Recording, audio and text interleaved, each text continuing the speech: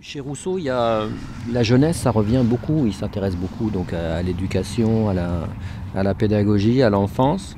Donc ma question, c'est de savoir si en fait la jeunesse et aussi à l'état de passage chez Rousseau, dans le contrat social ou aussi dans les milles, le passage de l'enfance à l'âge adulte. Donc est-ce que la jeunesse, c'est un état de passage, hein, ou est-ce que c'est un état définitif?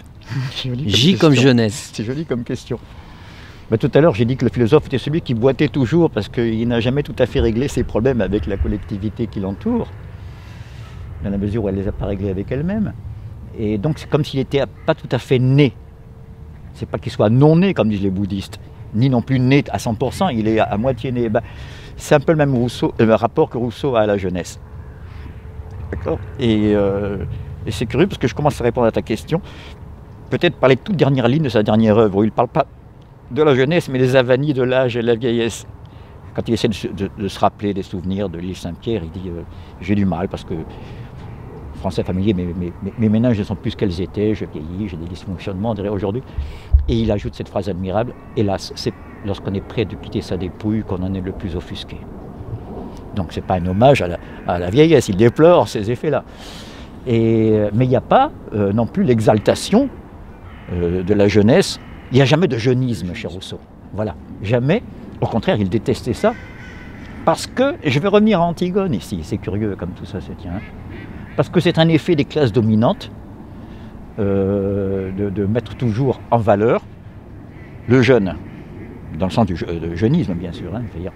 Et dans l'analyse du conflit tragique et dans la phénoménologie de l'esprit de Hegel, on trouve ce passage saisissant où la féminité dans les classes dominantes, il dit cette féminité, éternelle ironie de la communauté, c'est un peu le titre de mon ouvrage, altère par l'intrigue le but universel et fait de la vieillesse vouée à l'universel, je parle du héros grec, du guerrier, du sage, de la vieillesse née pour l'universel, et souci que de lui, elle fait un objet de raillerie pour la pétulance d'une jeunesse sans enthousiasme. Je me croirais dans les salons de Cohn-Bendit tout d'un coup, pour la pétulance d'une jeunesse sans enthousiasme. Voilà, donc Rousseau a montré à travers les milles que la clé pour lui c'est la jeunesse, c'est le moment de la jeunesse. S'il n'y a pas une éducation aux politiques dès les plus jeunes années, c'est râpé. Par contre, il ne fait jamais de jeunisme.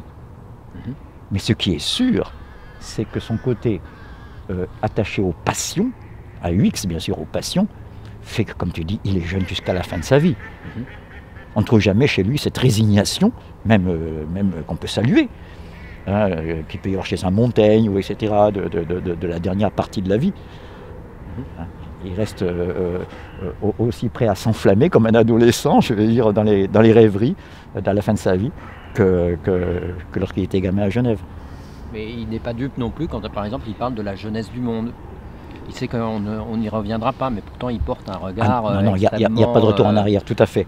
Tout à fait. Dit que c'était bon, je suis ravi que tu aies à ce point, parce que c'est aussi un protestant, je veux dire par là au niveau de la genèse de sa pensée, hein, jeunesse sociologique. Je veux dire quelqu'un qui connaît bien l'Évangile, hein, parce que les protestants enlèvent au Père pour donner au Fils, comme disaient certains théologiens. Donc il connaît bien, qu'est-ce qu'on dit de l'Ancien Testament jusqu'au Nouveau Testament. Le paradis terrestre, je veux dire, et le retour en arrière est impossible. Il y a l'ange à l'épée de feu qui garde le retour. Et comme dit Nerval à un moment donné, l'ignorance ne s'apprend pas. C'est une des phrases plus profondes que j'ai jamais entendues. On ne peut pas faire exprès d'ignorer ce qu'on sait. Je pourrais dire, ça m'a apporté que des inquiétudes et des angoisses, le savoir, vaut mieux revenir à l'ancienne ignorance. Je vais faire comme si la Terre était au centre du monde. On ne peut pas. Même si on voulait, on ne peut pas. C'est ce qu'a essayé de faire Nietzsche. C'est même, je lui rends hommage, c'est même sa posture héroïque, la seule qui soit admirable. Il a essayé de faire comme si la non-vérité était une valeur supérieure à la vérité, qu'il vaut mieux ne pas savoir, etc. Je n'insiste pas, il y a tellement de passages sur Nietzsche, hein, je veux dire, qui illustrent ce que je dis. Je ne crois pas parler dans son dos tout de même. Hein, pourquoi pas le non vrai, dans le bien et le mal. Bien.